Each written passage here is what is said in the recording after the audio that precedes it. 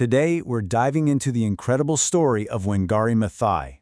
She's a woman whose simple idea didn't just grow into a forest, it grew into a force that reforested a nation, challenged a dictator, and completely redefined what we think of as peace.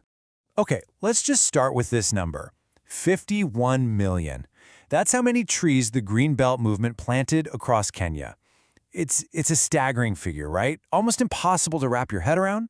But the real question is, how does something this massive even begin? Well, it started with something incredibly simple, a single instruction, an idea. Wangari Maathai saw a huge problem, but her solution wasn't some complicated top-down plan. No, it was rooted in the community, with the very people who are most affected by the problem. And that single, simple seed of an idea, well, it grew into something far more powerful than anyone could have possibly imagined. Because this story, you'll see, isn't just about planting trees. The Green Belt movement became this incredible engine for social change.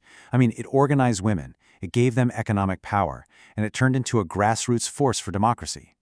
It directly connected the health of the environment to the health of an entire society. And think about this for a second. She didn't win an environmental prize. She won the Nobel Peace Prize. The committee saw that you just can't separate a healthy environment from a healthy, peaceful society. Her work wasn't just about ecology, it was fundamentally about creating the conditions for peace. So, to really get the solution, we have to understand the problem. What was going on in Kenya that made the simple act of planting a tree so revolutionary? Wangari Maathai was a true pioneer. As one of the most highly educated women in all of East Africa, she had the scientific background to understand the ecological crisis. But just as important, she had a living memory of a Kenya that looked very, very different. And the contrast is just staggering. The Kenya she remembered from her childhood was vibrant, it was healthy. But by the 1970s, the landscape was completely devastated. Decades of colonial agriculture had replaced diverse forests with cash crops, and that led to soil erosion, scarcity, and just incredible hardship for so many people. And this is the connection she made that changed everything. Maathai saw that the destruction of the land was creating poverty and desperation. She actually called it environmental poverty. And she realized it wasn't some natural disaster, it was being used as a political tool by a corrupt government to keep people down. So when you're faced with a crisis that's all tangled up like that, you need a solution that's just as interconnected. The Greenbelt model wasn't just about planting trees. It was about growing an entire movement from the ground up. The model was just genius in its simplicity. It started with women organizing themselves. They got training on how to raise seedlings, and, this is crucial, they were paid a small amount for every single tree that survived. This gave them an income, it built new skills, and it directly restored their own local environment. And this is a really key distinction. The Green Belt movement wasn't a handout. It was all about empowerment. It treated these women as capable agents of change, giving them the tools and the structure they needed to solve their own problems. It turned them into community leaders. But you know what happens when you empower people.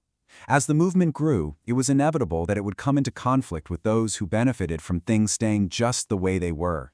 The more successful the movement became, the more dangerous the work got.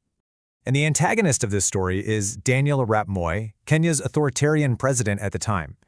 He saw this grassroots movement of empowered women, and he didn't see it as a good thing for the nation. No, he saw it as a direct threat to his own power. This conflict really came to a head over Uhuru Park, which is Nairobi's central green space. The government wanted to build a massive skyscraper right in the middle of it.